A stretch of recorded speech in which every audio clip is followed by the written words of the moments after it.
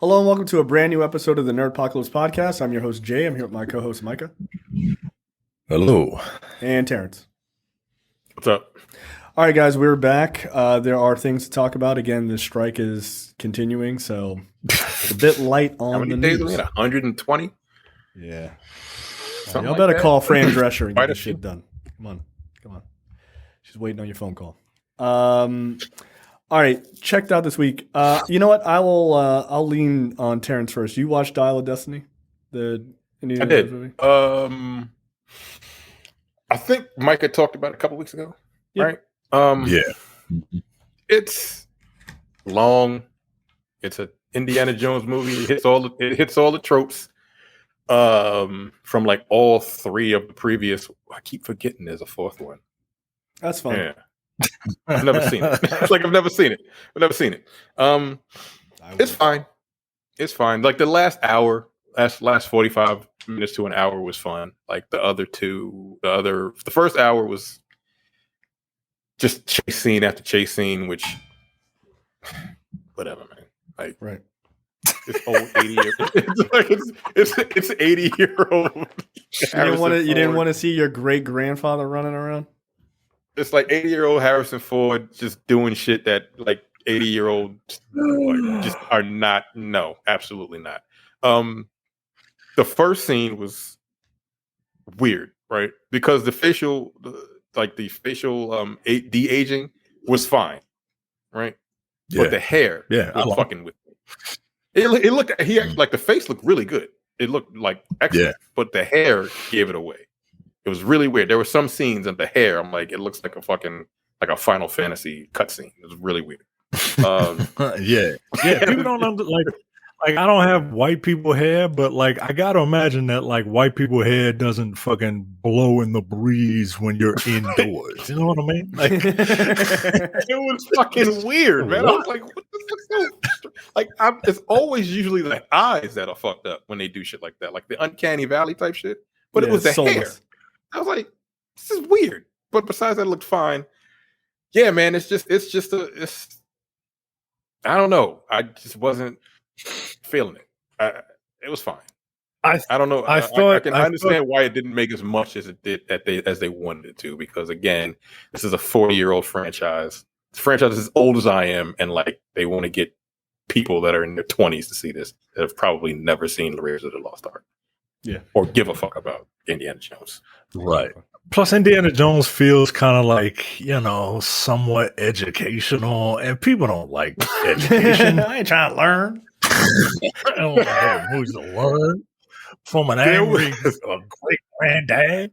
Right. Learn about Nazi Germany and shit. I actually really liked Mads Mikkelsen's like plan, right?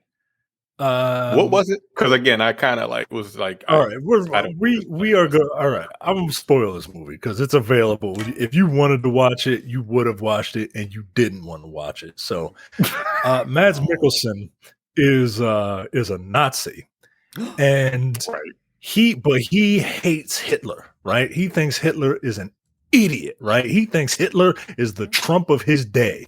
He thinks that he can run the Nazi party. He thinks that he can run the Nazi party way better than Hitler. Oh, so okay. So now I understand what it is. Because I missed that part because I didn't give a fuck. So he gets the Dial of Destiny, which is essentially coordinates to be able to travel back in time. He's going to travel back in time, take out Hitler. 1939. Right. Take out Hitler, become, the Red Skull or whatever, right?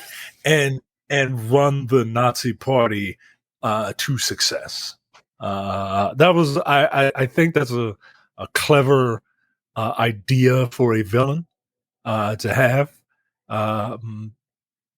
He got shot down by some fucking Romans because he went back.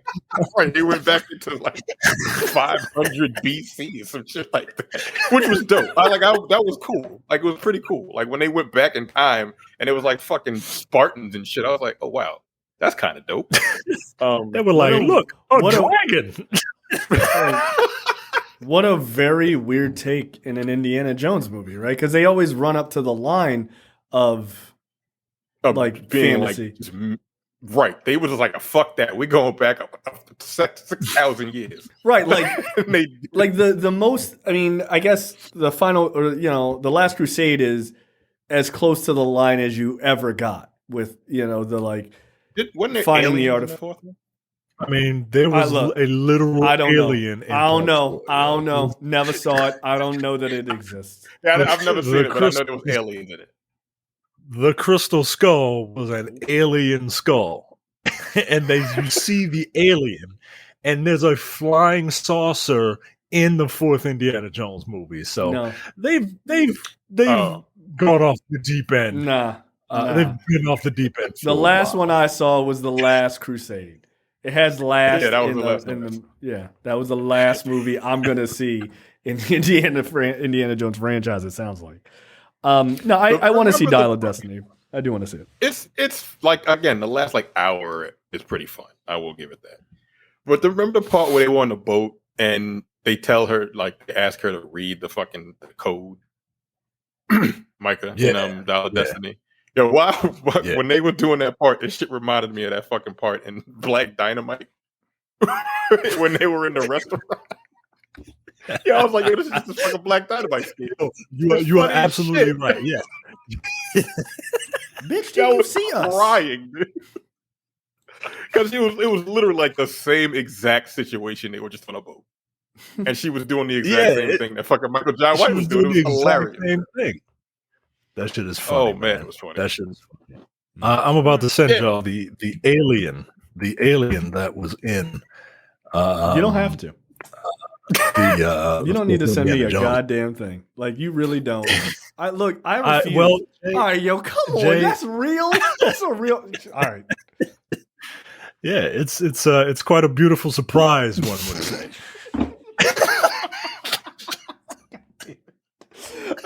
I was gonna try to work that in this episode too. I was wondering who was gonna get to it first. That's funny. That's a behind the scenes thing. That's really funny. That is ridiculous. Oh, all right. Okay, come all on, right. Man. You didn't need to put an alien in an Indiana Jones movie. That's fucking stupid. So I watched. Micah, did you have a chance to watch the latest episode of Ahsoka? Yes, I did. Okay.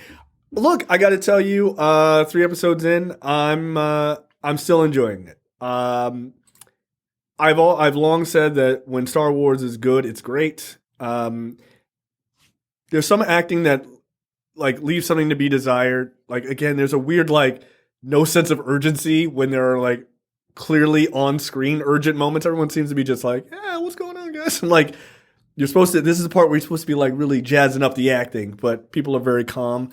I don't know if that's a choice. It feels like a weird one, if true. But I'm enjoying it. It's very cool to kind of see these Rebel characters kind of being brought to life. I've seen very little of Rebels, but I have seen some of it. Yeah, I'm digging the story. I agree with you that it'd be nice to sort of dig in, and it remains to be seen if they're going to do that. Kind of dig into why Ahsoka is the way that she is after years of being on Rebels, where she was much more lively. She's very much super duper calm and everything else. At least the bits I've seen of Ahsoka in the animated shows. So, I mean, she's gotten older, obviously, too.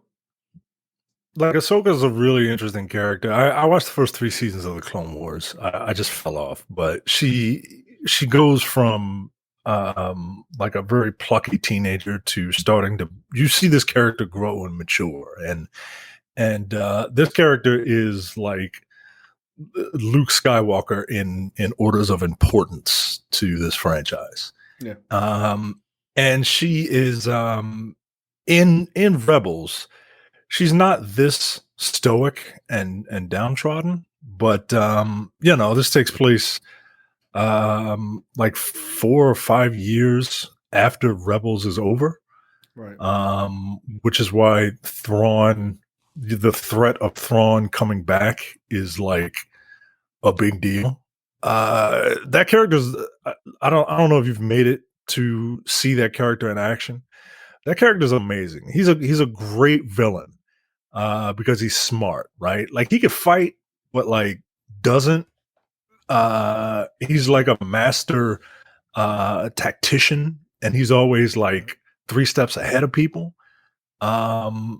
It's he's essentially a Mary Sue, right? Like he can. That doesn't exist for guys, but go ahead.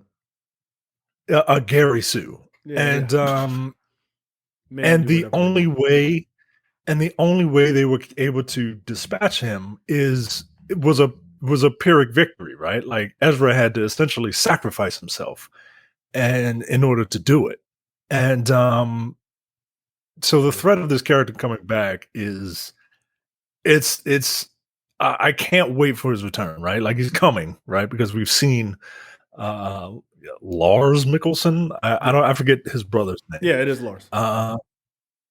Okay, we've seen him in the makeup. I can't wait for this character to come back, man. I don't know how many episodes of Ahsoka there are, but this character commands the screen. So I'm very curious to see this character in action. 8 episodes. And 8 episodes. I hope he comes back. I hope he comes back in like episode 4, right? Like don't give him half the series. Yeah, give him half the series, and then I hope Ezra comes back in like episode 6, right? And is like the thing that these characters need, the last piece that these characters need to try and take out the remnants of the Empire. I think that'll be dope. I wouldn't mind seeing. I know Freddie Prinze Jr. said he wasn't going to be in this series, but given the things that happen in the show, but yeah, man, I can't. I'm excited for the show, man. I really dig it. I think the person that is getting the characterization the best is the actor playing Sabine. Yeah. Aside from like the actors that like are reprising their roles, like Clancy Brown, right? Like he was in both. And I have to imagine that Lars Mikkelsen is just gonna like pick up right where he left off. So I'm really excited to see him. But yeah, man, I'm into it. I'm into it, man. It's funny, Lars Mikkelsen as Thrawn, like in the actual live action makeup, looks like Elon Musk. I'm sorry, he fucking does. He looks like a goddamn creep. Yeah, those Mikkelsen boys are pretty goddamn good actors. So that's cool. I mean, that dude was the creepy Russian president from House of Cards as well. Yeah, wasn't he trying to fuck the president's wife? Yeah, like straight up. Like he was just like, nah, like what's up? Like, what's up is what are you doing? He was like, don't worry about it. Like, Yanni's not you. So yeah, we'll see. Yeah, so far so good, man. It does make me want to go back and watch Rebels. I may just wait until this series is over and then try to get back into it instead of trying to watch them in tandem. Like, like that might be a little too much. But yeah, I'm digging it. I'm digging it so far. Also, there's this. I think his name is like Marek or something like that. That mysterious hooded Inquisitor type figure. Yeah, some people seem to have their theories as to who he could be. I've heard Ezra, which seems doesn't to be the most obvious. Like a brainwashed. Yeah, I mean it's. Yeah, I mean I would hate that. I really would. Some people are throwing around Starkiller because they saw, the actor who played Starkiller in the games. They saw his name in the credits or something like that. That's that from the video game. Oh yeah, Sam Witwer. Yeah, and I also saw. This is a bit of a reach, I think. Cal Kestis, the protagonist from the most recent Jedi games. New one? The redheaded? Yeah. Looks like Andy. Yeah. Andy don't look that good. Damn.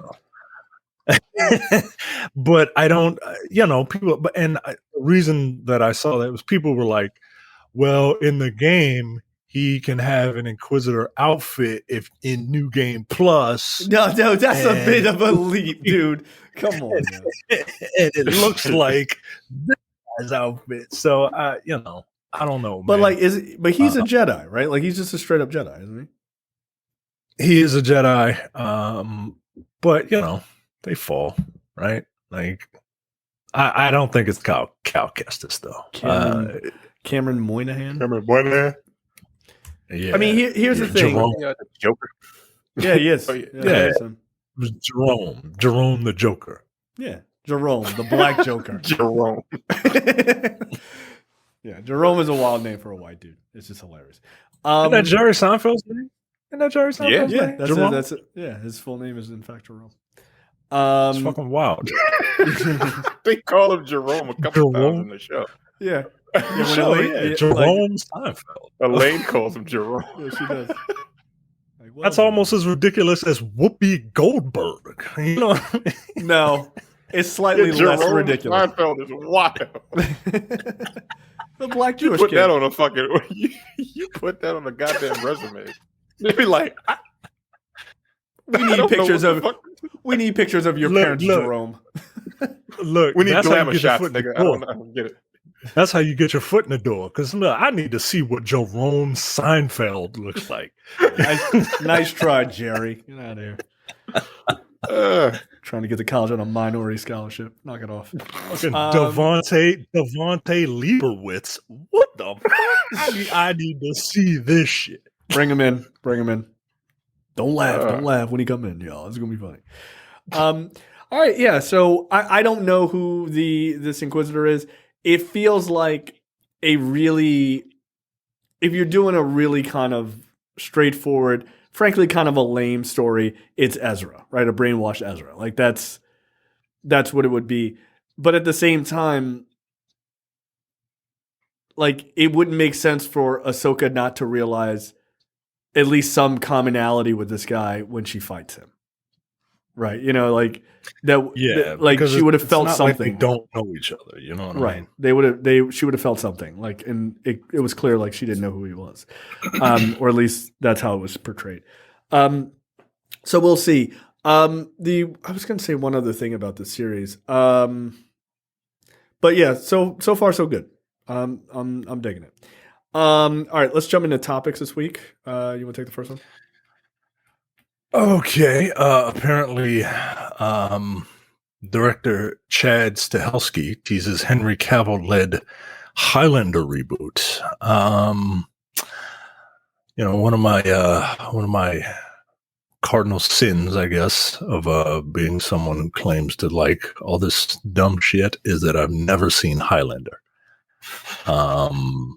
Really? It's all I know about. I've never seen it. All I know about Highlander is that they live forever, and except if you cut off like their head or something like that, and then there can only be one Highlander at a time. Yes. Other than that, I don't know. I don't know what they do. Highlander. So there can be more than one Highlander. That's why they fight. Because there can only be one of Highlanders. Ultimate. There's tons of Highlanders, millions. So how the fuck? Okay, I don't. I've seen the television series, and I've only watched it because of the Queen song. I mean, look, that's 90% of why Highlander exists in like the consciousness of nerds is because. The fucking dope ass. Yeah, Born to Be Kings is or Princes of the Universe rather is a great song. Like even the opening of that show, like is better than the whole show. Like it just is. You're like, shit is dope. Like this is a really good opening. I like Highlander. I like the first one. I don't like any of the other ones. They're all bad after that. The first one is great. I like the TV show, the one with Duncan MacLeod. That one's good. Then they did like Highlander Raven with a woman. That did not go over well. Not because people were being bigoted. It was just not very good. Yeah, I think the Duncan MacLeod one is the that's the good one. But Adrian Paul. Yeah, and shout out to Tiara from Black on Black Cinema when she took her mom to a Comic-Con just because Adrian Paul was there, and her mom was like, "Oh my God, Adrian Paul, Highlander is here!" Like she was super excited because Tiara's mom is as much of a dork as Tiara is. It was hilarious.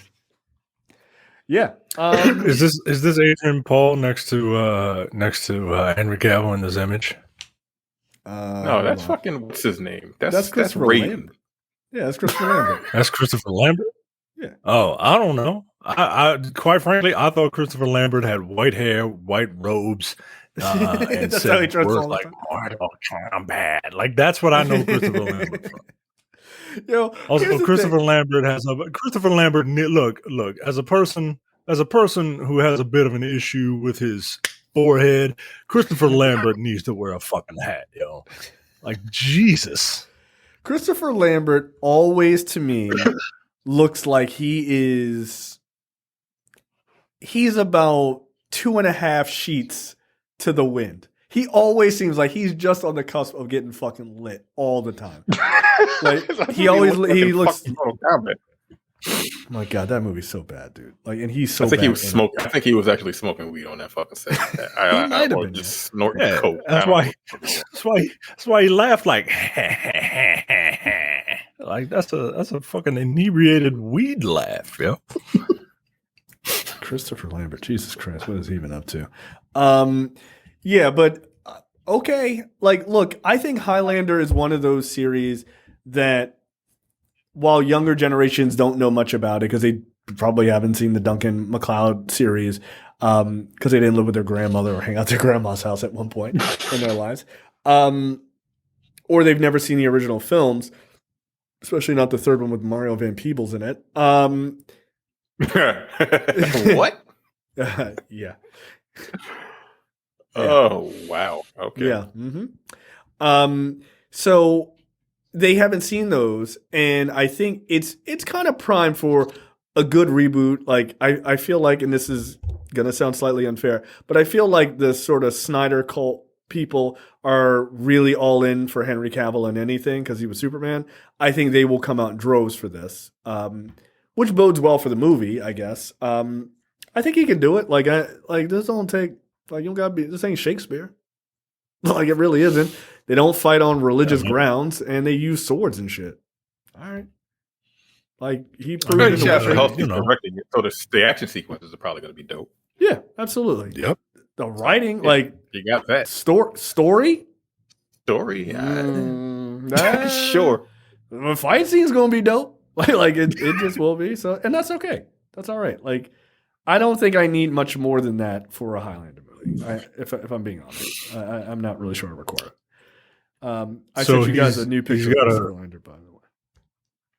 He's got a quote here saying, "I think we have some very good elements now. The trick is when you have the tagline, there can only be one. You can't just kill everybody the first time.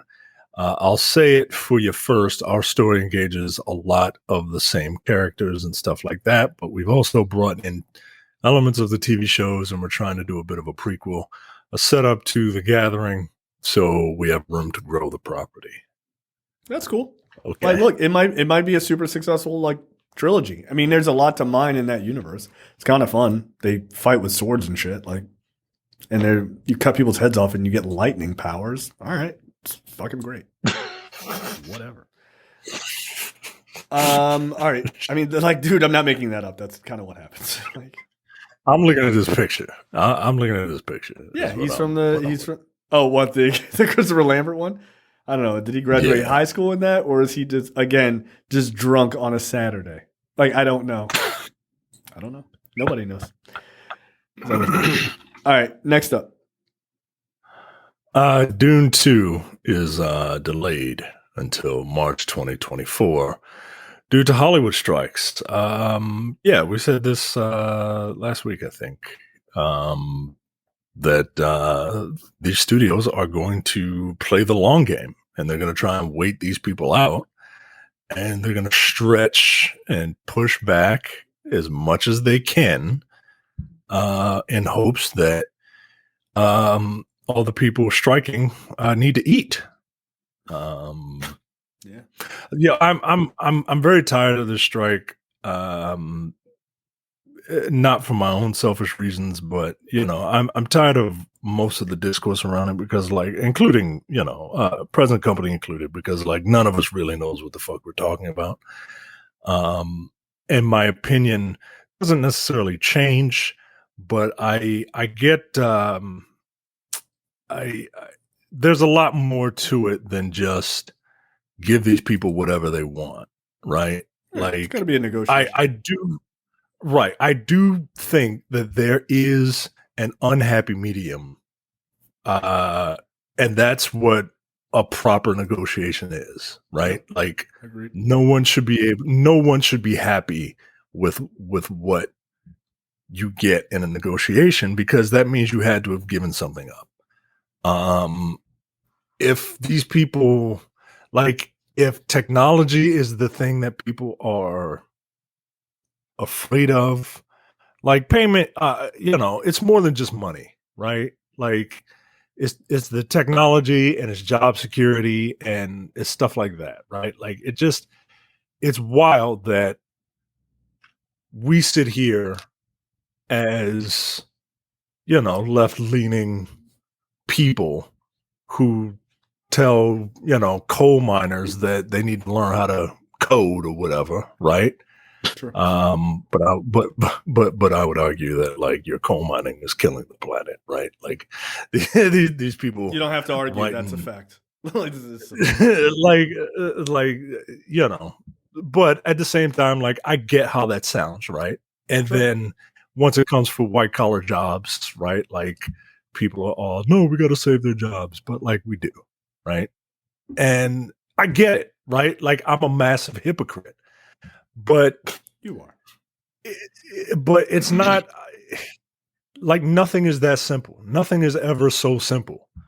I mean, look, the reality, but like the reality is, like, AI is going to affect pretty much every industry. And you can't help but use the thought process that it is going to affect the writing industry. Like, of course it is, right? Look, we're going to do a movie for Black on Black Cinema this week. Frankly, you should have cranked up ChatGPT, because a lot of the writing in that is fucking garbage. I'm like, Jesus Christ. I don't know if you guys know, I'm a single black father. Yeah, we got it, cops. We got it. Jesus Christ. It's inevitable. The question is, how do you balance it, right? Like, you don't balance it by being like, hey, why don't you just let ChatGPT write all the scripts and then you guys just do punch-up work? Like, that's not, you're not going to get right. That's crazy. That's a crazy argument.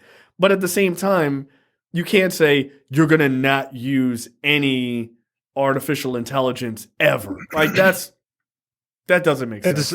Come on, that's crazy. I can't. Yeah, and I make fun of Demetrius for saying, you got to think like an executive, but like, I can't in good conscience have a writer's room full of 15 people, right? Like, not everyone is contributing. Like, I was listening to or not Black on the Air. Not equally, at least. Right, not equally, right? I was listening to Black on the Air, and this past episode, I forget the name of the guest, but they had an interesting debate about all this, and I urge you to listen to it. And it is like, she is very pragmatic. The guest, if I find her name, I'll tell you. But she was very pragmatic, and she gave that example, like, why am I going to pay for all of these people in this writer's room when some of them aren't contributing? And Larry says, well, you don't know our process. You don't know my process that I need to create. Your job is to care about the output, how I make it, how I make this cake, is none of your business, right? Or it shouldn't necessarily be any of your business. But at the same time, if I'm buying the fucking ingredients, it is my business. Yeah, I'm paying you. Like, what the fuck? Like, in no other job would you make that argument. Like, you wouldn't just, you wouldn't make that argument if it was like a restaurant. Okay, cool. I run this restaurant. I hire this chef and their team of other chefs. Okay, I would like you to put together this menu. Don't worry about how we get people in the door to eat the food. Like, you're putting dogs in it. Don't worry about it. None of your business. Just give us money. Like, that's crazy. Of course they have a vested interest. The question is, are you working with that person? Are you working to exploit that person's talents and things like that? Are you fairly paying them? Are you, like, hiring them to be a chef, but then ordering takeout and forcing them to heat it up later and pass that off as their food? That's crazy, dude. You can't do that. Like, that's unacceptable. Exactly. And that's where we are, is this idea that studios are so craven to save $1. And look, let's get real, save a lot of dollars. Because we make fun of it, here quite a bit. But there's a lot of movies and TV shows that don't really require top-notch writing. You probably could write at least a treatment over AI. You probably could. Head of Stone or whatever the fuck that movie is? Absolutely you could. Like, I'm sorry. You telling me that if you fed in every Black Adam fucking story into ChatGPT, it couldn't come up with a movie featuring featuring this character and this character and this character? It couldn't write a treatment for it? Of course it could. It'd probably be decent. Maybe not amazing, but it'd probably be decent. So it's to me, it is not realistic to expect that technology to not be utilized. Frankly, I wouldn't be surprised if some writers who are less scrupulous use it themselves. I really wouldn't be. Like, well, let me I got a writer's block. Let me come up with an idea.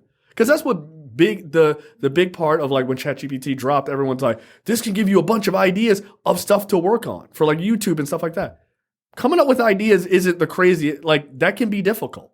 And so if you have an automated thing that can kick you out, here's 10 ideas, and then you run with it, I got no problem with that. So the idea of, like, never use the technology is kind of nonsense. The question is, are you trying to replace people just to save $1 and kill all creativity? That's a different question altogether. Like, it'd be one thing if you were trying to save $1 because your studio was going bankrupt or whatever, but, like, some of these motherfuckers are making record profits. So, like, I don't want to hear nothing from Disney and WB over this shit. Right. Like, come on, man. Like, it's wild. But it's a much more interesting, much more nuanced take. There's way too much going on for people to just be like, give them everything they want, or no, don't give them anything. And it just is. That's silly. It's silly. Don't use technology ever, though. Right? Like that's dumb. That's dumb. Yeah, that makes no sense. Yeah, look, and all of this being said, this is going to go on until people get incredibly desperate on either side. But yeah, I'm not of the business. Or I'm not of the mindset to talk about business in such one-sided ways, right? Like, and look, I get it. It's super easy to say, just give them everything you want and let's just move on. But, like, it's not really how negotiations work. And at the same time, I don't expect the WGA and SAG-AFTRA to just be like, well, just give the studios whatever they want. It'll be fine. Like, that's fucking stupid. Like, fuck those people. They're rich billionaires. Like, no, like, come on. But the technology cannot move forward, or creativity cannot move forward without compensating people properly. I just, like, there needs to be a you want to call it a come to Jesus meeting or whatever, right? About all the shitty content they've been cranking out. Like, they have just been doing bargain basement work, and people don't like it. I don't know, man. Or they buy the rights to, like, old shows, right? Like, what's big on Netflix right now? Suits. Yeah, Suits is, like, real popular. What? Suits and Manifest. From USA? Yeah. Yes. Yeah, the one the princesses was on. Yeah. The fuck? Like, why?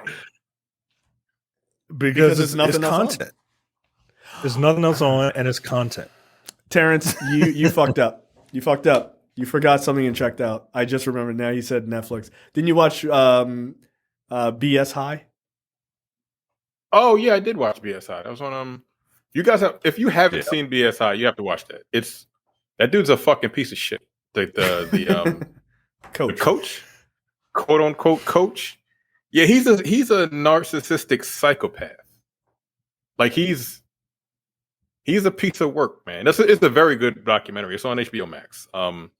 It's about this high school that wasn't a high school. I didn't know anything about this because I don't watch. No, you never heard that story? No, I didn't. I didn't know what the fuck it was. I remember no when that came out. This was the high school football game. I heard about it from a YouTuber, yo.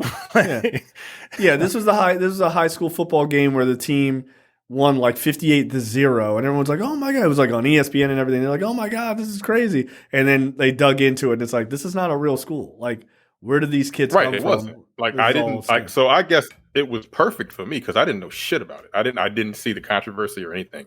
So I went in completely blind watching it because it's a fucking documentary. I love documentaries.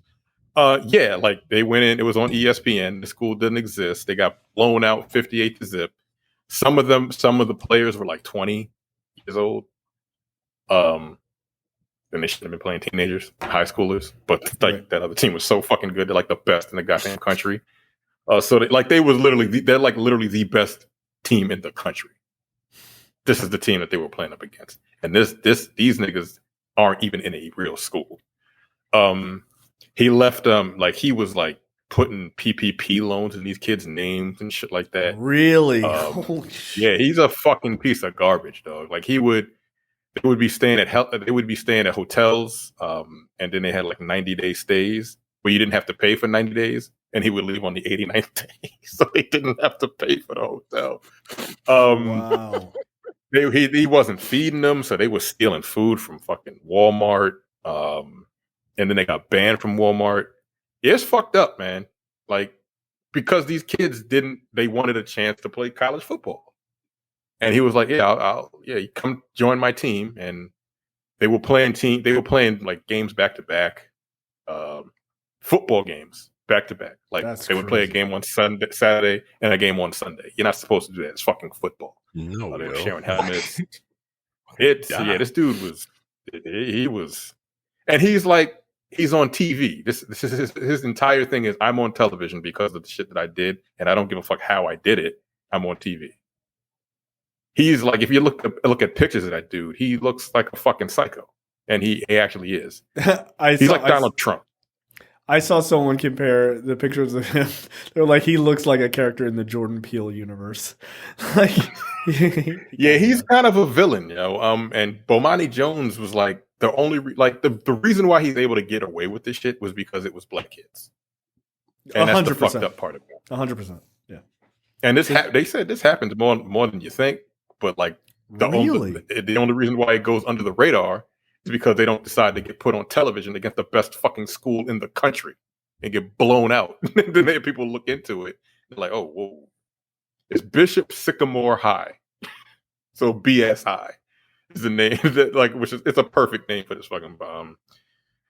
It's a very good documentary. You guys should watch it if you haven't seen it. Again, I went in completely blind. I didn't know nothing about this. And I was sitting there watching like, yo, this dude deserves to be in jail. Like for real, because he's a piece of garbage, and he fucked those kids up, man. He really fucked. And so he doesn't go to jail or anything like that. He's just walking free. Yeah, he's fine. Wow, he's got like $300,000 in debt that he had a bunch of fucking court dates he had to go to, and he's terrible. Yo, a nigga needs to be in jail for real. He like exploited those kids, and it's super foul. Like one kid tore his ACL during that game. Really? Jesus Christ. Yeah, it's bad. It's really bad, man, what they did. And then like he doesn't find any fault in what he did. It's crazy. Like, but it's good. It's good. That's psychopath. You'll be furious. Like he's a psychopath. He really is. He's got a fucking problem. He needs like mental health issues. See, something's wrong with him. Something's really wrong with that man. Yeah, he sounds like a sociopath. Just like the rules don't apply to him. Like that. That's what it sounds like. Yeah, and he was like, "Yo, like they didn't say I couldn't do it." That's not a response. That's a terrible rule book. The thing is, like, he was like, like rules say that I can't have a 20-year-old plan, but like, what's the rule? Bam! They threw a fucking rule book down on the table. It was like, oh, okay, and but fuck that book. Like, I don't apply to me. I'm not a school. I was like, wow, dude, that's crazy. He's a horrible human being. Bro. That's that Ray J Speedy clip. Like, you can't break these glasses. Like break them. Like they're unbreakable. Like I'll break them. They're unbreakable. Go ahead and break them, Speedy. Snap. I don't really care. So it's like a sociopath response. It's like, he literally was like, I'm not a school. So that book don't apply to me. I was like, oh my God. Yeah, like, I want to punch you in the face. I wanted to fight this nigga. He was making me so bad. That's wild. He's got serious issues. I didn't know anything about it. And that it's really good. Wow. All right. Let's talk about opinions and performative outrage. People are up in arms because they went back and found. I'm sorry, I didn't see this picture. The article. Yeah, they keep pictures fucking hilarious. They went back. Folks went back and dug up 11-year-old Facebook posts by James Gunn, who is going to be, him and Peter Safran are going to be handling the DCEU going forward, or the DCU. And they are none too pleased about what they found. By the way, if you're looking at something someone wrote 12 or almost 12 years ago about a comic book movie to be like, this person shouldn't run the universe, are you sure you're okay? Like, are you sure you're okay? Yo. Like, that's very weird. Who's got that kind of time, yo? Yeah, they're like, I'm gonna find something, James. I'm gonna do it. Where'd they find it? Did they go back through his fucking old Facebook post? Like, yeah, it's super weird. How do you even do that? Yeah, I don't. Why would you even care? What? Like, he posts so many things about, like, this is my dog, and you're just like, don't worry about it. I'll find it. Don't you worry, James. So apparently, Gunn tweets, and I'm just reading what he said. Keaton did have a ridiculous voice. That said, I'd rather put up with a ridiculous voice than the horrible action sequences and acting barely worthy of a Batman TV show. He's referring to Batman 89. I have no idea how you can think that Burton's Batman has more similarities to Moore or Miller's Batman and Joker than Nolan's does. And listen, I have problems with both of those Nolan films. So at the time, the third Nolan film hadn't been out yet. I don't think either one of them is classic, and I don't even really think Batman Begins is good. But they're far superior to the first Batman. None of your defenses get by the fact that despite being the first cinematic dark take on Batman, so what? Stallone's Judge Dredd was the first dark take on Judge Dredd. The movie is awful. And Jack Nicholson as Joker is Jack Nicholson in The Shining with shitty clown makeup. Fuck you, everyone involved with that travesty. Damn. Yeah, so he went balls to the wall. People are very, very upset about this. Here's why I'm not. One, he's allowed to have an opinion. Okay, he didn't like the Batman movies. It's fine. I don't even agree with all of it. Like, I don't. I like Batman 89. Like, I think it's a really fun movie. Does it hold up by, like, today's standards? Yeah, probably not necessarily in a lot of ways. But it's still pretty fun. I think it's a pretty fun movie. It's dark in the ways that I like and everything else. Are the action sequences in Batman 89 very good? No, it's 1989. It's a little hard for that to... He couldn't even turn his fucking head. But again, I'm not judging it by today's standards. Is Batman Begins even good? So let's start there. Because I know all of us enjoy Batman 89.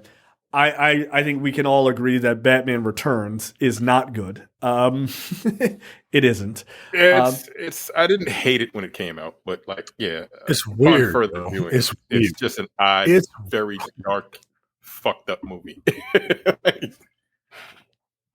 Yo, Pee Wee Herman and his wife. Pee Wee Herman and his wife gave birth to Danny DeVito, threw him in a sewer, and he ate fish. First of all, why the fuck are there fish in the sewer system of Gotham? Do you just have a natural body of water that can sustain life in your sewer system, Gotham? That's weird. Weird. It's gross. It's gross. Also, Catwoman died 8 times in that movie, yo. He handed a clown dynamite and pushed him into a sewer. He killed him. And he smiled when he gave him the dynamite. That's fucked up. Didn't Shrek throw her out a window? That was her first death. That was her first death when she came back to life because the cat started nibbling on her, right? Yeah. Is that what? Or am I thinking of Catwoman? I don't know. That's what happened. Or running together. They licked the when she fell out of the window and died. The cat started licking her, and she came back. Okay, so she has superpowers now. Got it.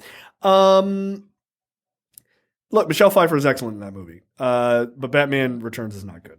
All right, but let's talk about the Nolan films, right? Because this is more prevalent to, I think, the vast majority of the conversations have been around his comments about Batman Begins not being good. That's all he said about it, though. Like, he didn't even shit on it. He shit on 89. Like, yo, that movie can suck my entire dick. Like, god damn. Right. Chill. Fuck Jack Nicholson as the Joker. Like, damn. Bad. Right. I don't even really think Batman Begins is good. The internet goes crazy. Here's the thing. Batman Begins is fine. It's fine. It's not even the best. It's not even the best Batman origin story. I think The Batman is a far better movie, honestly.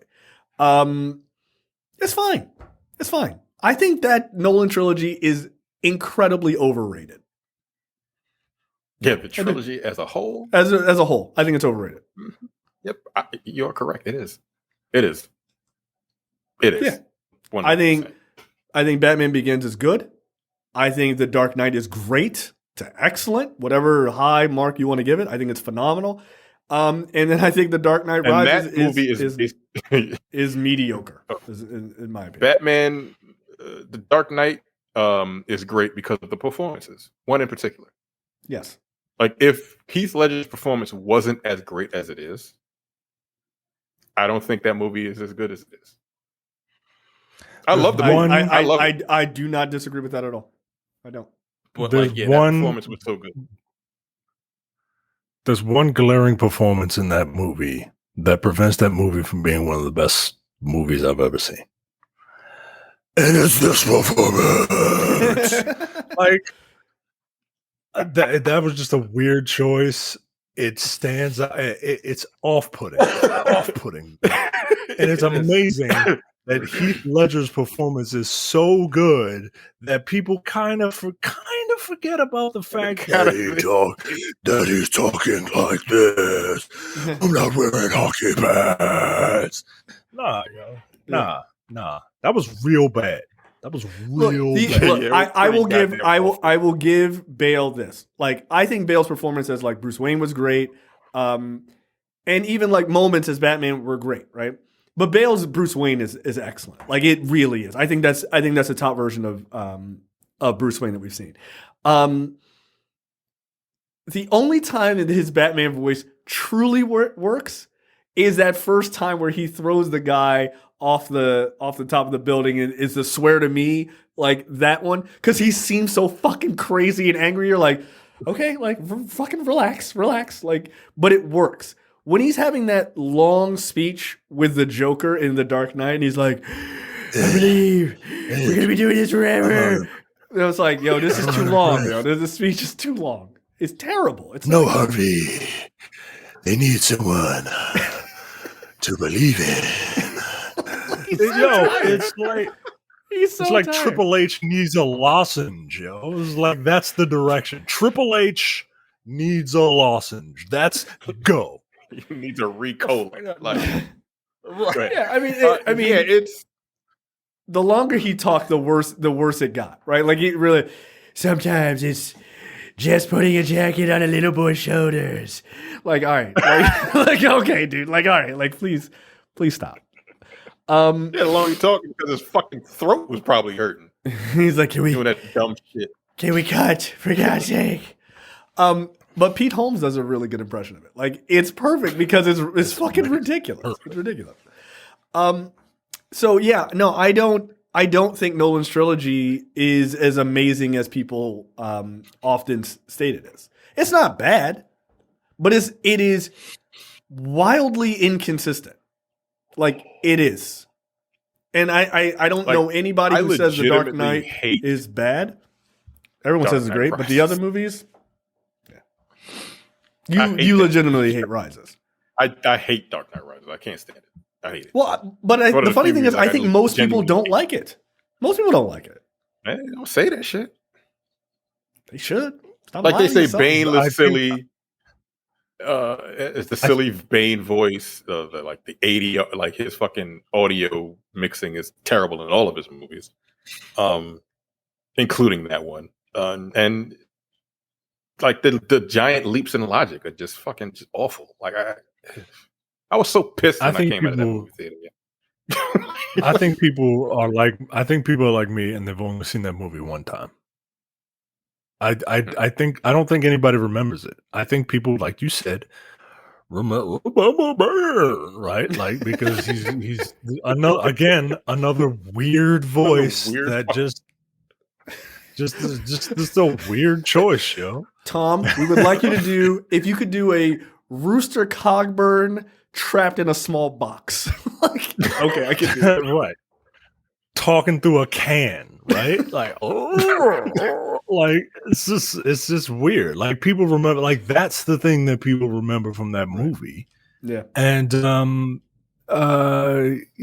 yeah, do people remember that Talia al Ghul was in that movie? Yeah, she dies in that movie. That was right. Like, yeah. It was shitty. Know, like, man. Surprise, I'm Talia al Ghul at the end. You're like, what the fuck? Like, all right.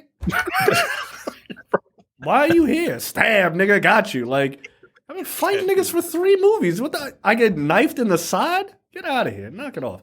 Like, that was not, again, it felt like Nolan had run out of ideas. And look, I get it. The untimely death of Heath Ledger fucked it up because Ledger was supposed to come back in the 3rd movie, right? Like, and that might have just been phenomenal, right? I'm sure it probably would have been. But that's not his fault, right? But you gotta judge the movie that's here. I saw people say, like, Gunn doesn't get to say this because he's made 3 mid Guardians of the Galaxy movies. Don't do that.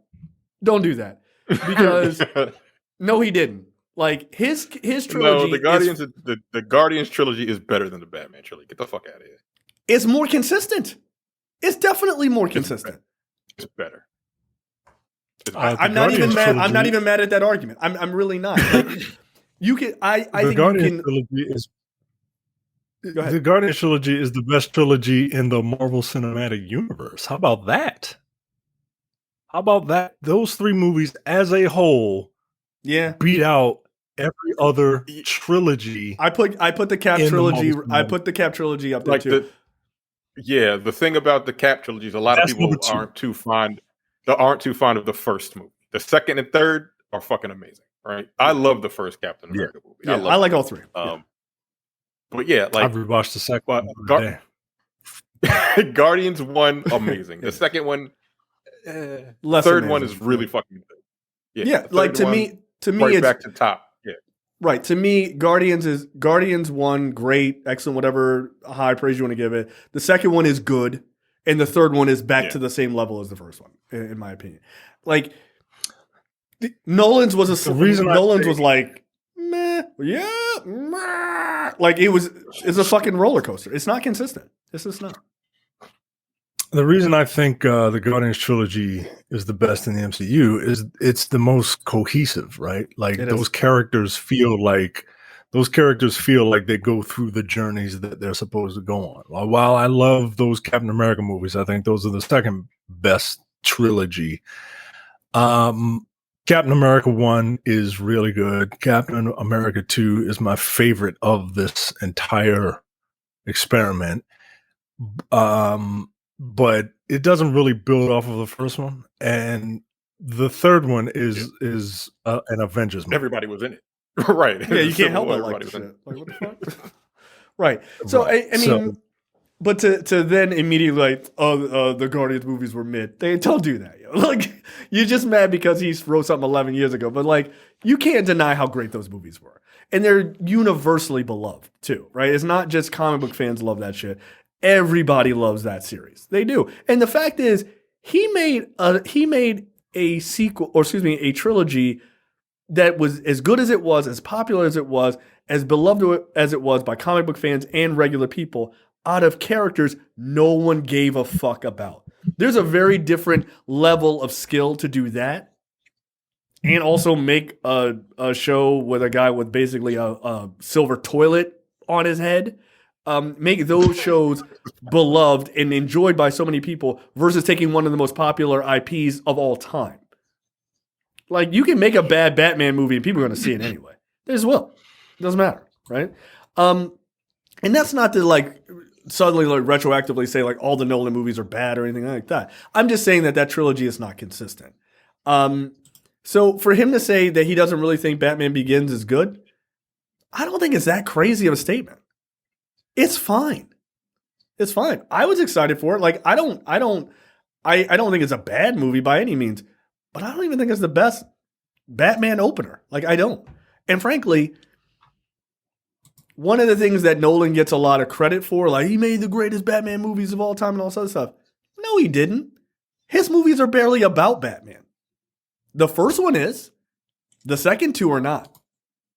The Joker is the main character in the second movie. Bane is the main character in the third movie. He made great Batman villain movies. He made the best Joker appearance by far. No one can take that away from him to date, right? But no, The Dark Knight is not really a Batman movie. Take Batman out of it. Like, take Batman out of the third movie. What really changes? Not much. He's barely in it. Yes, he's barely in it. He was on a fucking island in a hole some fucking where for 30% of it. And The Dark Knight, everything you love about that movie has to do with Heath Ledger. Almost exclusively. Except for the Bat Pod or whatever. That scene looked dope. Guess who's in that scene? Yeah. Right? So it's, I mean, like, but like, where's the fucking lie? Everything people, The Dark Knight, this scene was amazing, this scene was amazing. All of it has to do with Ledger. All of it does. The pencil trick, all that shit, all of it. It's all Ledger. And he deserved every bit of credit he got for it. But it's not a focused on Batman movie. That's why the Batman was such a revelation, because it's focused on him. He's the main character. Like, the Penguin isn't the fucking main character. So, yeah, I don't have a problem with what he said. I wouldn't care if he shit on every Batman movie that existed. It wouldn't matter to me. He's allowed to have an opinion. Also, this was 11 years ago. Who cares? Fuck gives a shit. But I saw people, no wonder he liked The Flash. Yeah, he said he liked The Flash because he's ahead of this shit. What was he supposed to say? What was he supposed to say? Garbage, my nigga. My nigga, I wouldn't go see this shit if I was you. Like, that's stupid. Like, yeah, you gotta try to get good press out there. And unfortunately, I mean, he's a filmmaker. Garbage fucking movie. Right, he's a filmmaker. You think he ain't see that movie and was like, ooh, God damn, what the fuck was y'all niggas doing for the last 7 years? Yeah. You think James Cameron likes any Terminator movie not directed by James Cameron? No, hell no. He's probably super tight. Like, y'all just ruined my whole goddamn franchise. God damn. But I got to come up with like, yeah, this last one is pretty dope. Okay. It's just like they zoom in. He's like, I was like, yeah. Yo, can I get paid now? It wasn't terrible, but I didn't hate Dark Fate. I really didn't. I think it's the best since the second movie. I mean, that's not saying a lot because those movies are fucking terrible. Yikes. They're really bad. Just get James Cameron to come back and do a third one and be done with this. Just come back and do one more. Nah, yo, he don't want to do Avatar. I don't want to do that. But now that I have my new TV, I got my 4K television. Now I'm gonna watch Avatar. Like I told myself, I'm gonna sit down and watch it at some point. Wait, the second one. What's that? The second one? Yeah, I haven't seen it yet. Isn't it 3 hours long? Yeah. Fuck. I wouldn't know. It's 3 hours long. Yeah, don't bother. No, don't bother. I heard the story. I heard it's. You should go for the story. Not even worry about the graphics. The graphics were okay. Okay. Whoever told you that? This is the story that doesn't know what the fuck they're talking about. Like, because I wouldn't listen to them for the rest of your life. Oh, they said Rises was good too. They lied. So. Next up, investors sue Disney over alleged Chapek-era cost-shifting scheme to hide streaming losses. So when Bob Chapek, low-value Bruce Willis, was the CEO of Disney, that's nothing against Bruce Willis. They just look alike because they're both white men. You look like Will Sasso from Mad TV. That's a random fucking pull. That's a random pull. Jesus Christ. Yeah, during his tenure, Bob Chapek boosted lofty subscriber growth numbers and profitability targets for Disney Plus. The entertainment giant faces a host of litigation dealing with the efforts to boost subscriptions for its streaming service. Disney is accused of lying about the extent of its losses to hit lofty subscriber growth targets and claiming the streaming service was on track to achieve profitability by the end of 2024. Investors detail a scheme to inappropriately shift costs by debuting content created on Disney Plus on legacy platforms to move marketing and production costs. I mean, that's just smart. It's like, we're going to put our premiere on your fucking shitty service. You'll get excited and be like, oh, did you want to watch episode 2? Well, come on over to Disney Plus. Like, that's fucked up. Smart, though. Not gonna lie. That is a scheme. The suit claims that the company executives hid the expenses and difficulty of maintaining subscriber growth as it suffered staggering costs to create content. In an effort to hide losses, the complaint claims that Bob Chapek aired the mysterious Benedict Society and Doogie Hawaiian word MD. I'm just not. I think it's Kamealoha, actually. Kamealoha, MD, which were supposed to be on Disney Plus. Were supposed to be Disney Plus originals, but they put them on the Disney Channel to make the streaming service appear more successful than it actually was. Yeah, I mean, did y'all just figure this out? Like, it seems a bit weird.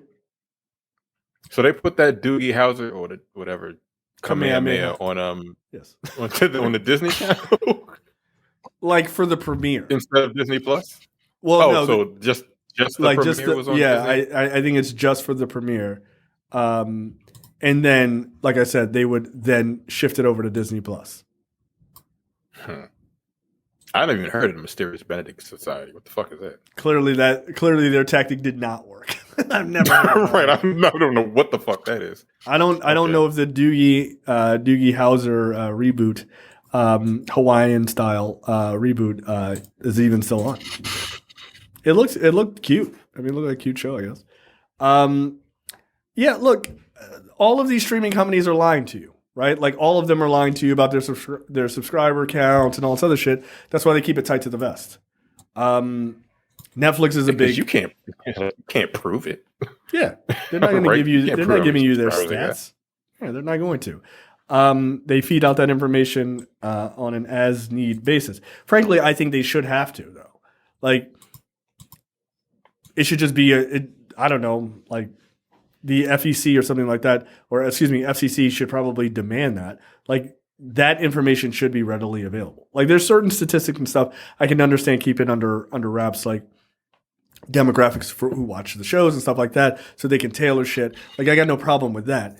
But, like, what your actual subscribers are, what your actual viewership is, Yeah, those things should be they should be public information, or at least to Nielsen or whatever rating system you want to use, whoever everyone uses. So yeah, we'll see. I don't think they're going to win. 86.8 million subscribers in December. That's what he said. That's what they said. So how many did they actually have? 14. How did they find out that it wasn't actually 86? That's a lot of goddamn people. 86.8 million subscribers. I mean, maybe he does the Vince McMahon thing and like include the janitorial staff in the building.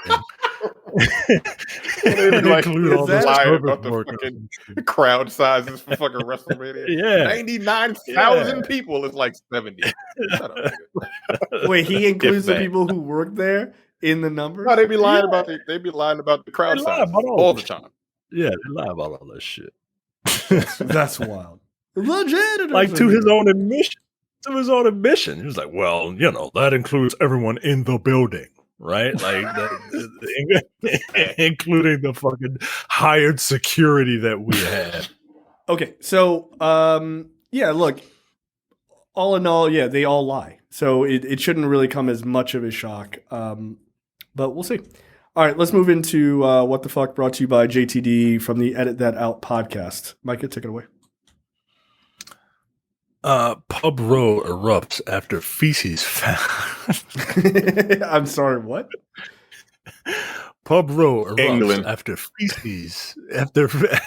feces found in ice cream. Oh, this is Ireland.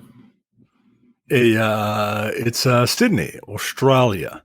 A bitter row has broken out between one of Sydney's largest tourist pubs and a family of 5 who accused chefs of serving human excrement in their gelato after they complained about the noise during a football match. State Government Food Minister Ian MacDonald confirmed on Wednesday that frozen fecal matter had been found in servings of chocolate gelato offered to placate a pub patron, Stephen White, and his wife Jessica, who became, quote, violently ill after eating it. Yo, this ain't funny. Yo. There's nothing funny about this. No, it's not. No, don't eat chocolate. I gotta kill you. Yeah, I would go into that pub and I'd beat the brakes off of those people. Like, the pub would be burnt to the ground. Like, if I find shit in my Maggie Moo's ice cream, we're gonna have a fucking problem. It's unacceptable. The stench went through my nostrils. I retched and spat it into the napkin. Jessica White told the Daily Telegraph newspaper, recounting what local media are calling Gelatogate. Stop using the gate suffix for every fucking thing, please. No, I feel like this is okay. I'll allow it. The tainted sweet was allegedly served up at the Coogee Bay Hotel, one of Sydney's largest, most popular beachfront hotels, located just a few minutes south of Bondi Beach. The pub has denied serving the excrement to the White family.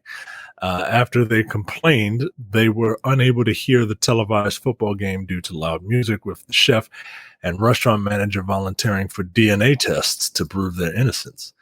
That's how you know they did it. Both sides. Did they keep frozen poop on hand in case shit gets crazy? They're like, like get the box. Like, is that the 30-second flavor? Depending on when they were like being, uppity, soccer matches last about 90 minutes. If they were, anywhere within the first couple of minutes, complaining, I'm sure the chef could, cop a squat, poop one out, poop out some soft serve, and get it in the freezer so that there's a chill on it. You're an asshole.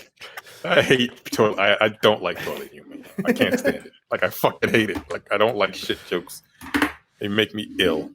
I don't like violently ill? Yo, I would violent. Yeah, I would. Like, I would burn. Yeah, like I said, I would burn this fucking motherfucker to the ground. Fuck the money. I gotta you can't. Nah. You put poop in my food. Yo, I'm gonna beat the shit out of you right at that store. I'm like, nah, yo, we have to fight. Like, what the fuck else? What are my resources? Like, what is my recourse here? Where's my recourse? I'm just gonna. I'm just gonna go live my life. Is no other. No, yo, there literally is no other option. No, there isn't. No, like this person was like wolfing down coffee ice cream, I have to assume, so they could get themselves ready to poop into your ice cream later in the game. Nah, yo, absolutely not. Absolutely not. I would just pull them over that fucking counter where they give you the little spoon so you can try it. Like, nah, fuck that. No. I would beat you with a plate, like, I don't know. I can't. My brain would just. I would snap. You'd have to beat them with a plate. You'd have to beat them with a plate and then take the shards and slit their throat, because this is not what human beings do to other human beings that have a disagreement, You don't serve them poop. You just don't. You just don't. It's the hell. This is some shit. This is some shit that fucking. This is some shit that oh my god. Yo, I mean, look. That you don't do it, yo. You don't do it. Nah, man. No, they did that shit too. They done. Well, take a DNA test to prove it ain't my shit. I'll take a DNA test, nigga. You are protesting way too much. Yeah, you know why you know why you immediately said that you would take a DNA test is because you got your sous chef to poop in the ice cream. That's why. Like, get the fuck out of here, yo. Nah, yo, you too willing to give up your DNA to prove you're innocent. Nah, yo, nah. I'm good. I'm good. Nah, I got to put you in the hospital, at least at a minimum. Least. At a minimum, yeah. Right?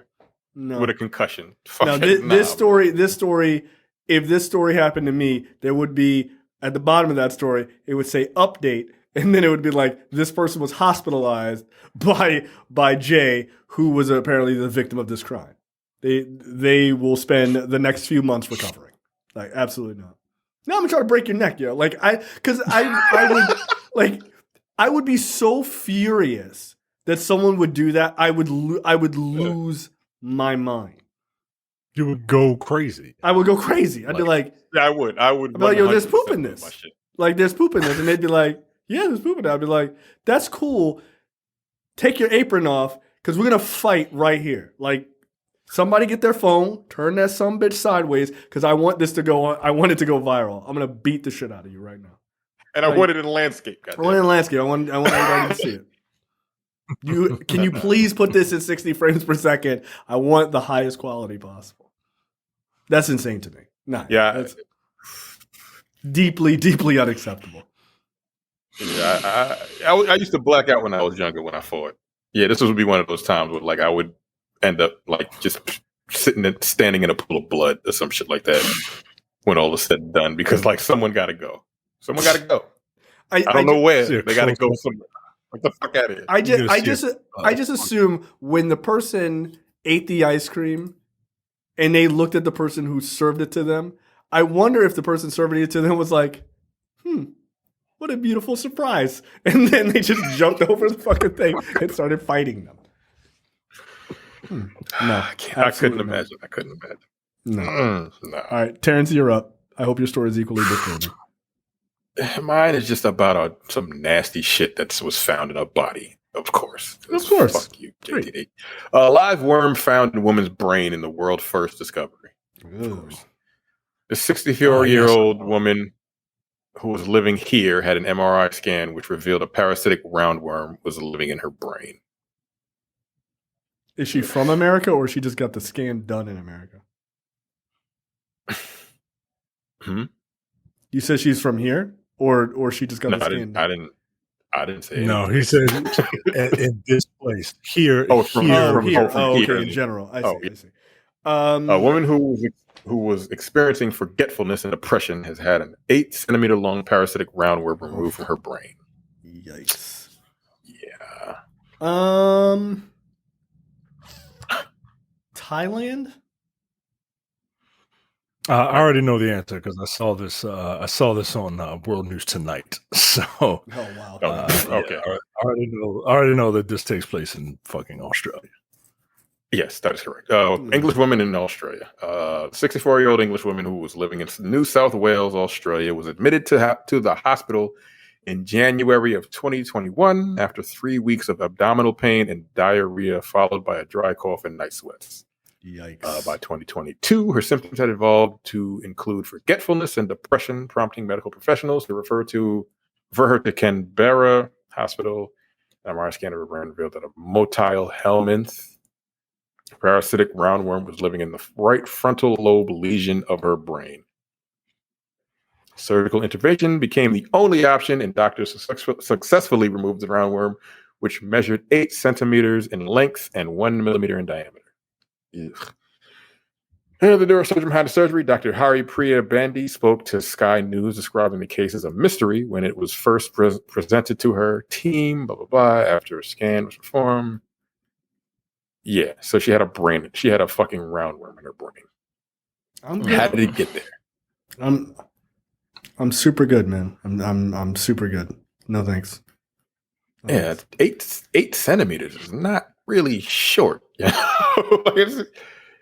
8 centimeters is what, like 3 inches? Oh, close to 3 inches? Nah, yo. Nah, don't like it. Don't want it. Yeah, do not want. Don't go to Australia, yo. Don't go to Australia. Like, there's literally no reason to go to Australia. Yeah. That's fair. Yeah. Well, yeah, it's 3 inches. 3 inches. A 3-inch roundworm is in her brain. Yeah. Yuck. My story. Guess the race. Shout out to Ryan Kane. Couple forages vegetables and eats roadkill to avoid shopping at supermarkets. All right. Oh, forage. I thought you said forge. Oh, no, not like metal. I was like, what the fuck? That didn't make any sense. I'm like, wait, what? They're taking 2 random vegetables and creating a new one. A couple in this place hardly shops at supermarkets because they forage vegetables and eat roadkill. The pair, who spend half of the year living in one place, forage mushrooms, coconuts, avocados, berries, and more. For protein, they rely on trapping wild hogs and iguanas, eggs from friends who keep chickens, and catching invasive species of fish such as catfish. They also eat roadkill, deer. A carcass can provide up to 100 pounds of meat, possums, groundhogs, squirrels, wild turkeys, and ducks. Quote, if you can get over the fear and discomfort of this being a dead animal, you can recognize it. It was life lived in freedom and respected. Nothing had to die for it. Before it got hit by a fucking semi. I mean, but before. Right. Roadkill. Thank you. I was thinking the same thing. All right. Where does Jack live? That from there. That's mine. Is it like? But they also get like coconuts and shit. I don't know what the fuck kind of weird ass fucking Australia. Oh, look at these people. Fuck it. Look at these people. Yeah, they look like they eat roadkill. They are from the U.S. Yeah. They live in Florida. They live in Florida half the year. So that's yeah. I mean, I would eat iguana. Like, that doesn't seem that crazy. Would you eat it off the street? Would you eat it off the street? Like, the street iguana? Nah, I need I need it organically raised. Does Jack live in Knoxville, Maryland? I was about to say. I feel like he lives. I feel like he don't live that far from there. Like, I feel like he don't live that far from there. Yo, this is one of Jack's neighbors. Eric and Jess still end up spending about $50 a week at the grocery store to buy lentils, rice, kombucha, coconut yogurt. And, that's where all the fucking money goes to. $50. Because rice and lentils is not that expensive. It's the kombucha that they buy. Yeah, like, yo, why y'all buying kombucha? One, you can make that yourself. You can make it yourself. Yeah, get this SCOBY or whatever the fuck they use to make that gross. shit. gross. Yeah, it's disgusting. Just throw it in some tea or whatever. I don't know what the fuck you do with that shit. It's a tad bit more complicated than that, but not much more, honestly. I mean, it isn't. Yeah, no, that's wild. I'm not eating roadkill. I don't want to eat anything hit by a Honda Civic on a Tuesday afternoon. Like, that seems silly to me. Like, that seems very silly. But it's random as fuck, man. It just is. Yeah, a typical meal of this couple. Yeah, just eat at a store. Just buy food. You know what I can't stand? White people with dreads. And this got dreads. This guy's got dreads. I mean, look at him. He definitely has them, because I'm looking at him as he's holding an iguana that he hunted. Nah, yo, I don't like it. I don't trust white people, and I don't trust white people with dreads. Like, they are not your friend. Look, here's the thing. Here's the thing. Does he have dreads? It doesn't look like it. Iguanas don't even move that fast. It's not a real requirement to hunt them. Like, you just like, oh, look, it's walking. Just fucking pick it up off the wall. What the fuck? Like, it's not a speed. It's not a speedy animal. They get big though. I mean, this thing is fucking huge. So he basically just hunts. Yeah, that's it. Like, why is it so special? I think it's the roadkill. I'm not people eat roadkill. Like, I'm not. They see a deer, they just drag that shit up off the street. No, I'm not going to do that. Skin it. Like the liver king? But like that guy? No, that guy is getting the high quality shit. He's eating the bull testicles from a quality bull, like for breakfast, like a normal person would. And then he injects himself with $60,000 worth of steroids every month. Yeah, and people believe and people believe eating balls is the reason he looks like that. You're a fucking bunch of morons. No, he's just eating cow dicks or bull dicks. That's why he looks like that. Just like a fucking caveman. Oh, really? Cavemen had separated 6-pack abs? What are you talking about? Shut up. Yeah, also, caveman died out. Like, why am I going to eat like an extinct form of human? Like somebody that died at 20. Yeah. Fuck out of here. Like, no thanks. Look, if you're not living that ancestral life, like, are you really even living? I don't know, man. I can't afford $60,000 worth of steroids, so I'm good. The fuck are you talking about? I mean, that dude did work out a lot. Like, good for him. But, like, are you using all the juice you get your hands on, you psychopath? Yeah, no, don't eat testicles as a way to get fit. That doesn't make sense. It doesn't work on your own balls. This guy's got chickens. He's eating a roadkill duck. He seems really happy about that. A lot of mushrooms. A lot of mushrooms. Mushrooms are great for you. Yeah, good for you. I don't know. Is that a peanut butter and jelly sandwich? What the fuck is going on here? A meal of homemade. Oh yeah, it is. A meal of homemade pecan butter, wild blueberry preserves, and dwarf namwa bananas from a friend's garden. Okay. I bet these people stink. I'm sorry. You can smell the picture, yo. I'm sorry, yo.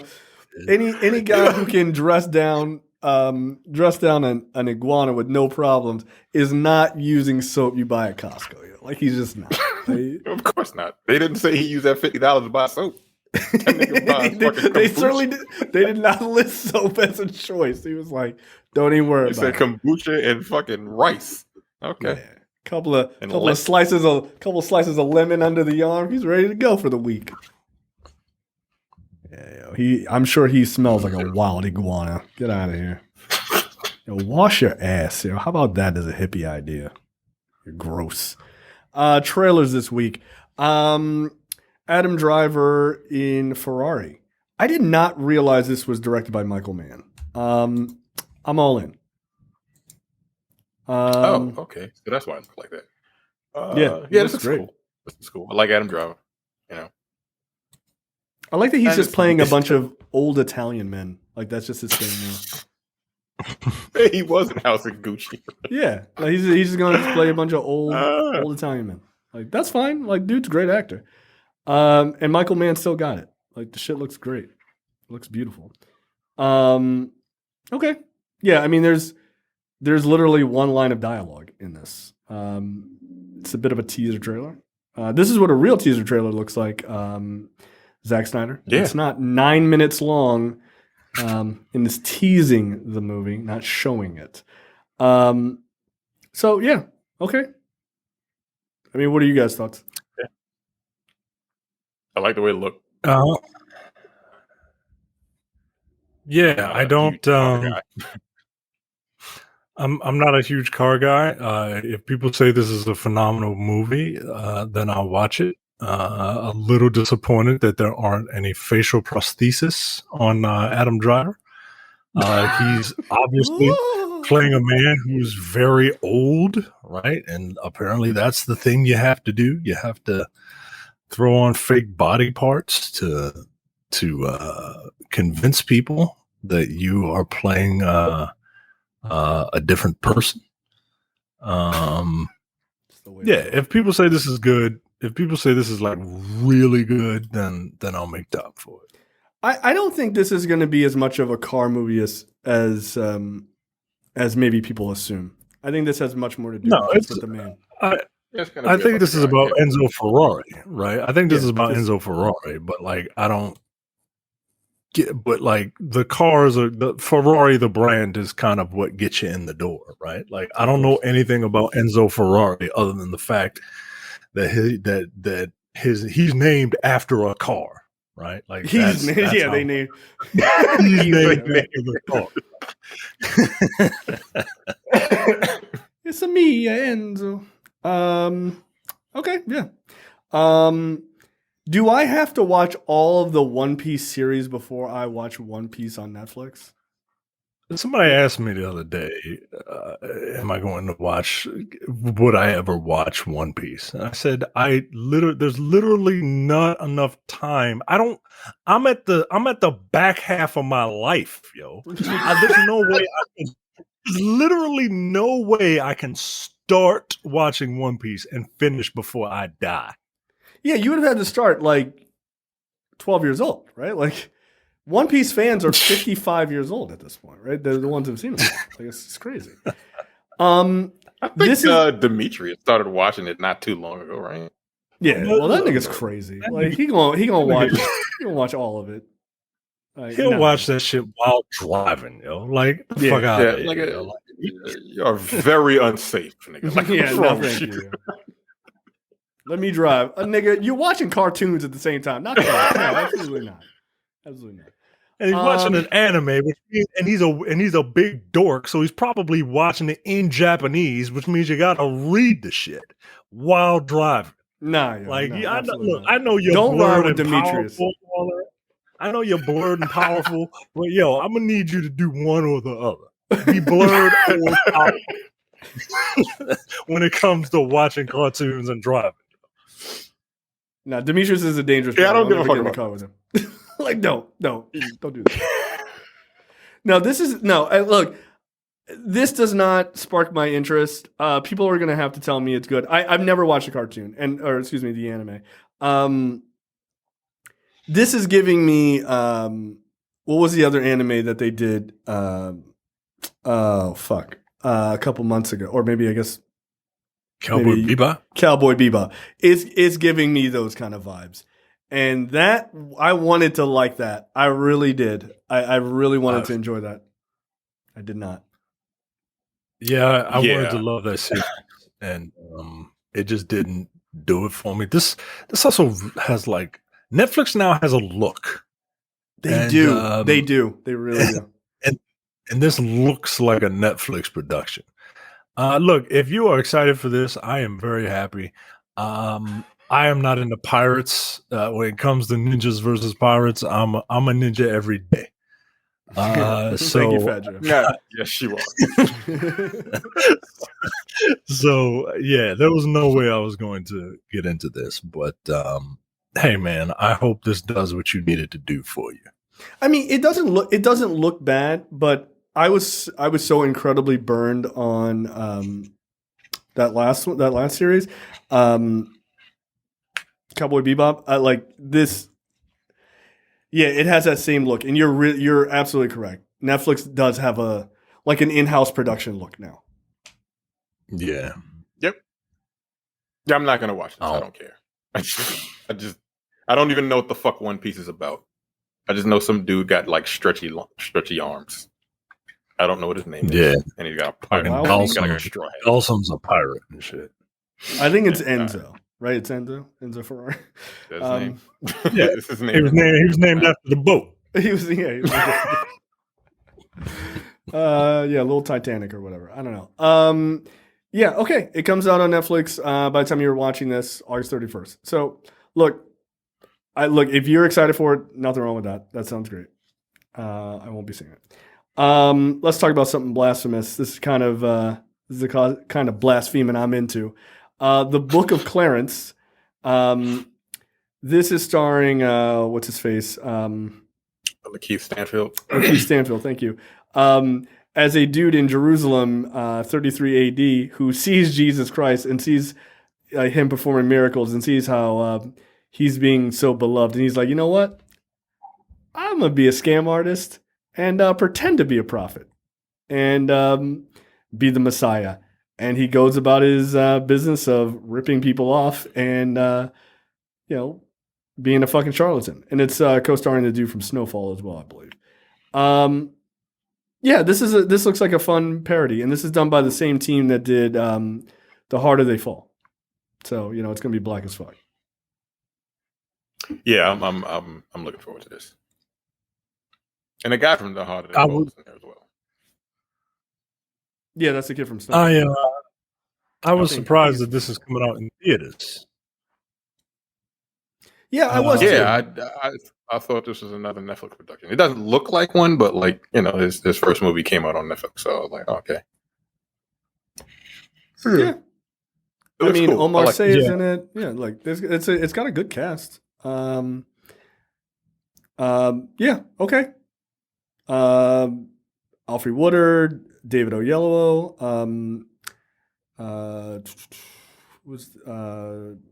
who else? James McAvoy, Tiana Taylor, Benedict Cumberbatch, Caleb McLaughlin, the black kid from Stranger Things. The only reason I know his name is because, much like DeAndre Leibowitz, Caleb McLaughlin is not a name that I would imagine when I see that person walking through that door and I look at that resume that says Caleb McLaughlin. I'm gonna need to see some identification, sir. Yeah. So RJ Seiler he was in Power Rangers as well. So yeah, okay. That's cool, man. I got no issues with that. Sounds great. I'm not sure if he was on Snowfall, so maybe I'm actually incorrect about that. But yeah, it looks fun. It looks like a fun take on sort of biblical times. So good. Last but certainly not least, the trailer for The Killer, starring my boy Brad's favorite hated on actor. I hate Brad so much. What is this fucking name? I forgot his goddamn name. Yeah, he's your boy. Yeah, it's my boy, man. I'm drawing a massive Michael Fassbender. Thank you. Yeah, from the critically acclaimed Snowman. That's one of the worst movies I've ever seen. Holy shit. It's horrendous. Yo, that movie was awful. His name is Harry Hole. Harry Hole, yeah, that's right. Oh, now I will say it's supposed to be like Hole, but like they were just like fucking Harry Hole. Yeah, that movie was. Oh my god, that was so. We saw Terrence and I. You and I saw that as a screener. Yeah, that we were just like, what is this? Universally, no one liked that movie. They didn't film 20% of the movie. 20% of the movie wasn't filmed because they ran out of time. Yeah. They did reshoots and they still didn't film 20% of the movie. Yeah. That's why the movie came out the way it did. Yeah, it's fucking terrible. It's a terrible fucking It's like, movie. what the fuck? How do you fucking not film 5 fucking just A fifth. 20% of the movie? Just like, a fifth of the movie is just gone. Don't worry about it. So The Killer, starring Michael Fassbender, directed by David Fincher. Okay, I'll see it, I guess. It's about an assassin who I guess has a near miss, and his entire world just starts breaking down. Look, it's fucking David Fincher. Who's not going to see this movie? Like me. I'm not going to see. I'm out. I'm out, yo. I'm out. I didn't know. Michael Fassbender. I'm out on Michael Fassbender. I'm out. You're gonna see. I was watching the trailer. No, I'm not. First of all, Netflix. Okay. Right. I was watching the trailer. Right. Yeah, but it's Michael. But it's David Fincher. Dude. I didn't know it was David Fincher, and I'm looking at it, and I'm like, this looks like a Netflix movie, even if it is David Fincher. Nah, yo, it's David Fincher. I mean, you can tell by the color palette. You can tell by the fucking. Yeah, well, of course. But okay, now that I look at it, what's a David Fincher miss? What's a David Fincher miss? Possibly The Killer. Nah, yo, no, Look. knock it off. I hate you. I hate you so much. I truly do. Get out of here. You and Brad, I swear to God. A David Fincher miss is Alien 3. Okay, that's fair. I'll give you that. Everything else that I've seen, I don't think he's had 7, fucking Panic Room, Girl with Drug Tattoo. There's a lot of shit that he's the game. Yeah, he doesn't really miss that much. Zodiac, the social. All right, network. yeah, he's got one miss. Fine, he's got Mindhunter. one miss. Fine. How many of these movies? How many of these hits star Michael Fassbender? Nah, yo, don't do that, yo. Don't do that. Don't do that to my boy, yo. Don't do that. It's not his fault, yo.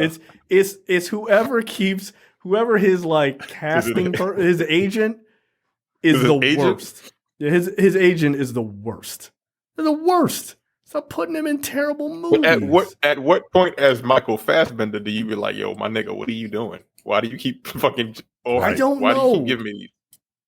Even Superman fired his agent, and his agent is The Rock's agent. Like, come on, yo. Well, maybe he got a new agent. That's why he's in a David Fincher movie. Come on, you don't know that. Shut up. Okay. Look, I'm probably gonna watch it. You can't name a Michael Fassbender miss. Don't look at his IMDb. X and Apocalypse, Assassin's Creed, Snowman, Assassin's Creed, Alien Covenant. And here's the thing, yo. These misses are like back to back, yo. Like he's not hitting a base hit. Like he's not hitting a foul ball. Like he's swinging and missing, man. Yeah, that's not his fault, yo. At what point do you have to blame yourself? Nah, yo, it's not his fault, yo. It's not. It can't be. Yo. You blaming the ump. You blaming the umpire. You blaming the pitcher. You blaming the bat. Like, come on, yo. Like, look. Yo, all I'll say about Michael Fassbender's career is that it's rigged. The whole system is rigged against him. He does beautiful movies. They're perfect movies. Perfect movies. The system is rigged. It's rigged. They're rigged. It's rigged. Like, well, Centurion, Jonah Hex. God damn. Shame was a great movie. Haywire, that's not his fault. It's not his fault. X-Men, The Snowman, Alien Covenant, Strike 3. That's 3 strikes right there. I don't know what song to song is. Look. The Counselor, it's not his fault, yo. That's not his fault. Like, that's not his fault. That movie was really bad. Was that with what's his name? The dude from No Country for Old Men?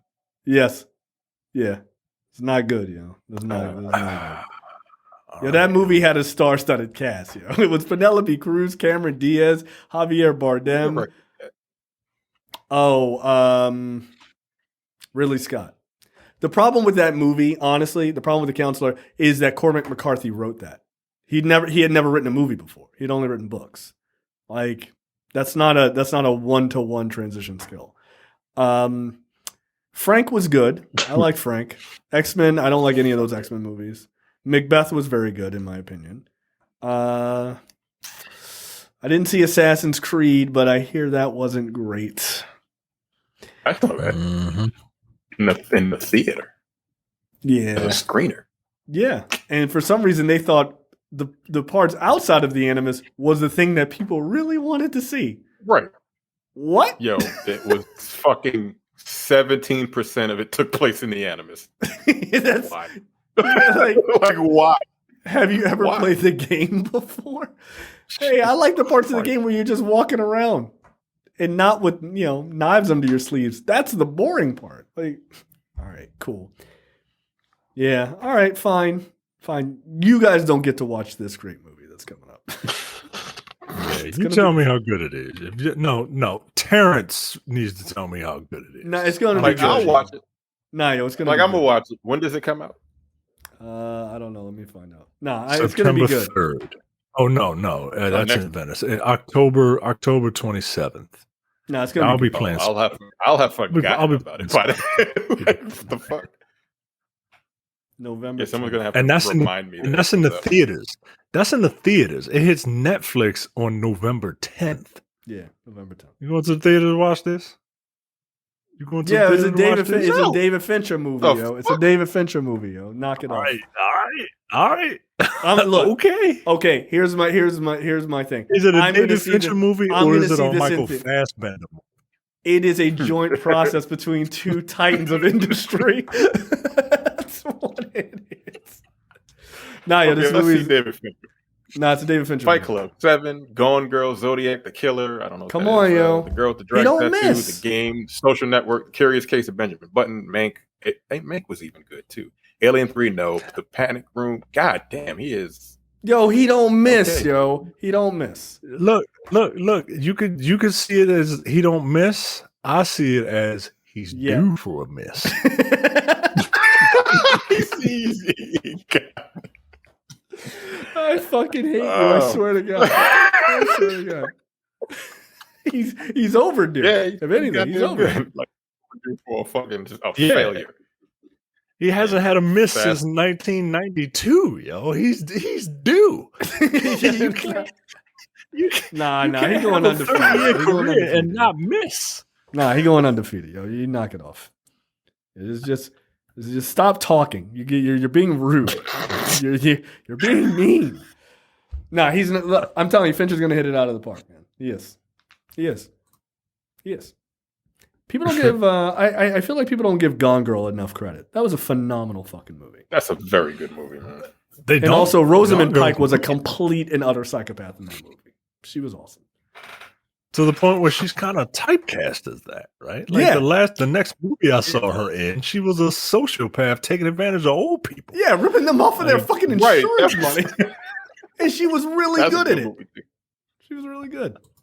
Yeah, she can't play a good character ever again. See, that's how good David Fincher is. Even Rosamund Pike's Wikipedia image looks like a mugshot, yo. Like she plays evil so well. Yeah, see, that's what David Fincher can do for Michael Fassbender. Finally, give him a movie worthy of his skill. Fassbender is a very good actor, dude. Like he is. He's had a hell of a run of bad luck. Like Shame is a great movie. Bad luck. Yes, it's not his fault. It's not his fault. Now, fuck y'all, man. Good night. I'm not gonna sit for this. I'm not gonna sit for this. How dare you? What I sent Brad the trailer, and what did he say? This piece of shit. What did he write? Fincher's unparalleled success versus Fassbender's Patchett for starring in bad movies. Truly an unstoppable force versus an immovable object of our times. And I responded, with the JB Smooth gif saying, "I hate you." I mean, this is what like heavyweight bouts are made for, right? Like, No, this is it. Now, look, I will give you this. I will concede that Michael Fassbender is not a great actor. If this movie's bad, then then he caused it because it can't be David Fincher. I refuse to believe it. Because it's his fault, right? No, it's his fault. Like if it's bad, it's Michael Fassbender's fault, 100%. I don't even think. Now I'm scared. I'm scared. I'm scared to see this movie now. No, he's not. I don't even think Michael Fassbender is a bad actor. No, he's a very, very good actor. He's just like you said. He needs somebody looking out for him. You need to be his agent. But like, yo, what is the script? The Snowman? Don't do this movie, yo. Your name is Harry Hole, yo. Don't do this movie. Come on. See, he could have been a good Magneto in a good series of X-Men movies. But alas, no. It's not his fault. Sad. Your name is Professor X, and your name is Magneto. Like that's how they what? Like that's how they got their names, man. That's how they named them. Fucking obnoxious. And your name is Darwin, and because you can adapt to any situation except for death, apparently. Yeah. And they brought that dude back. He's gonna be isn't he cast as Mr. Terrific? Yeah, he's Mr. Terrific. Yeah. Look, Michael Fassbender is going to be in that movie Next Goal Wins, right? Like, that looks cute. Yeah, he's gonna be great in that. And it's a Taika Waititi movie, so, Yeah, see? Now look at you. Things might be turning around. I mean, the last Taika Waititi movie, so I did not enjoy it. Ooh, yeah, I didn't really enjoy that either. All right, man. Yeah. Come on, yo. Y'all. Like I'm just saying, man. That's a miss for him. See? Everybody's got a miss. Everybody's got a miss. No, but look. Taika Waititi, very talented director. I refuse to put him on the same level as David Fincher. Don't do that. Don't do that. No. All right, man. No, he's not overdue for a miss. I don't feel comfortable now seeing this movie because you're putting this in my head, yo. Like I don't be terrified the whole time. Arms folded. Yeah, just sweating the whole time. Like, do something good, please, for the love of God, please.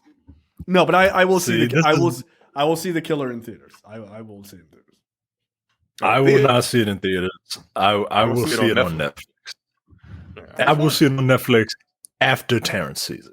And tells me that it's worth it. God damn it. And look, if it's good, I'm going to come on here and I'm going to act like a complete asshole. I am. Oh, I know you can't. You can't. Look, this is the most nervous I've ever seen you in preparation. Yeah, I know. Like, the stakes are high. The stakes are incredibly high. The dudes I told you are, usually come with some gusto, right? Like, you are 100% confident, like, I got this motherfucker, right? Or you're like 75% sure. Nah, you at a 50-50, man. No, I'm at a 50-50, yeah. You leading your dude I told you up to chance at this point. It's a coin flip for me. Like at this point, it really is. I'm sweating in here. I'm sweating. This is unacceptable. It really is. Look, again, if this movie is not good, it's not Fincher's fault. Like he's still going hard at 99%. I refuse to give it up to him. No, thank you. No. It's Michael Fassbender's fault, and I will never talk about him ever again if he fucks this movie up for David Fincher. Ridiculous. All right, that is it for us. We will see you guys next week for another episode. See ya. Take it easy.